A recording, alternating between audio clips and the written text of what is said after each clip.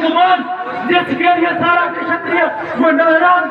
अब तो क्षत्रिय केवल इस जो कह रह गया इनवाइस के तौर पर इनका बिठाया जाए और कभी नहीं लाया जाए।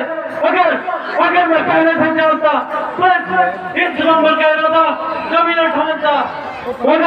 मगर मैं क्या करूं, जो मैं प्रण कर चुका उसको निभाना पड़ा और सीता को तमाम उम्र भर घर पर बिठाना पड़ा। स्वयंवर को खास चाहिए अपने अपने घरों को जाइए, अपनी औरतों में बैठकर खींची जिताइए। राजा जबान को संभाल और ऐसे अब मुंह से मत निकाल। यूं घर बुलाकर इस कदर सर पर बुलाकर किसी का अपमान करना कहाँ की अक्लमंदी है, बल्कि आला दर्जे की खुद पसंदी है। यदि महाराज जनक इन राजाओं ने, इन सभी राजाओं ने इस बड़े बड़े धनुष का चिल्लाना चढ़ाया तो तुमने सबको एक ठहराया। ना सोचते हो ना विचारते हो, जो दिल में आता है मुंह से निकालते हो।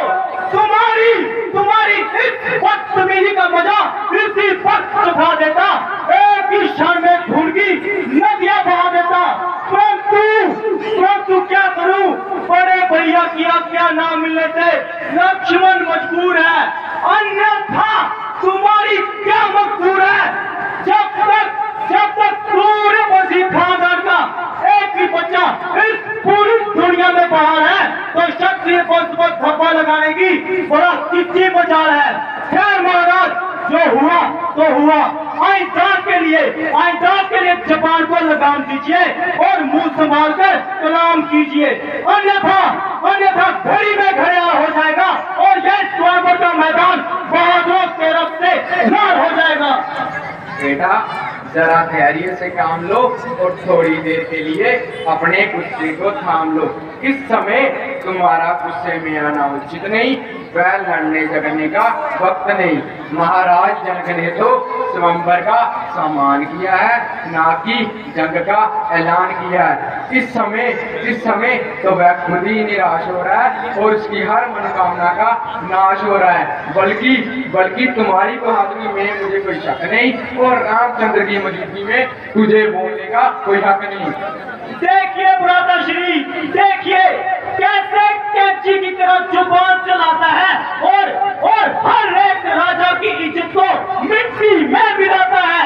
लक्ष्मण के कानों को ऐसी बातें सुनने की आदत नहीं, सिर्फ आपकी आज्ञा का इंतजार है। फिर महाराज जनक और मेरी तलवार है। सबसे पहले इस सोने धनुष को चकनाचूर करूंगा, उसके बाद महाराज जनक तेरे सर को धड़ से दूर करूंगा। है मेरे बहादुर भाई, यह तुम्हारा केवल ख्याल है, अन्यथा तुम्हें कोई कायर और बुज़दिल कहे यह किसकी मजाल है। अगर तुमने इस धनुष को हाथ ही नहीं लगाया है तो तुम्हारी बहादुरी में फर्क कैसा आया है। कोई मनुष्य तुम्हें ऐसे शब्द कहे और रामचंद्र बैठा सुनता रहे। अगर तुमने इस धनुष को हाथ ही नहीं लगाया है तो तुम्हारी बहादुरी में फर्क कैसा आया है। इस समय तुम्हारा गुस्से में आना उचित नहीं। इस समय हमें हमारे गुरु विश्वामित्र जी अपने साथ लाए हैं। इस समय जो हमें वो कहेंगे वह करना होगा और उनकी आज्ञा के बगैर।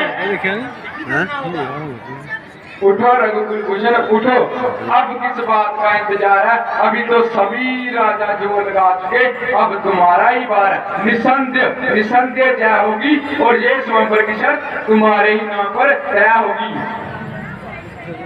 आज्ञा आपकी आज को सिर माथे मंजूर। अब तक तो चुपका रख, मैं रहा मजबूर।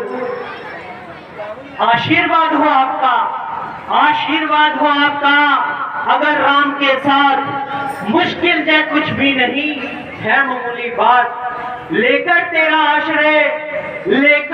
आश्रय चला मैं करने काज। हे ईश्वर राख्यो आज राम की लाज। क्या ये वही धनुष है जिसको हाथ लगाने से हर एक राजा डरता है। देखिए इस धनुष का चिल्ला कैसे चढ़ता है?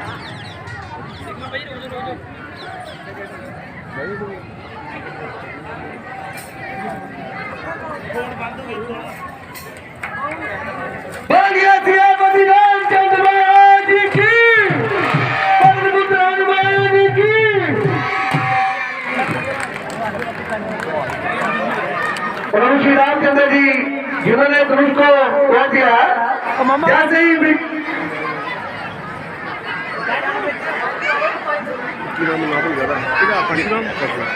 जैसे ही परशुराम जी को मालूम चलता है, वह सीधे ही स्वर्ग में पहुंच जाते हैं। बताओ, बताओ, मेरे गुरु को धनुष किसने तोड़ा? तुमने तो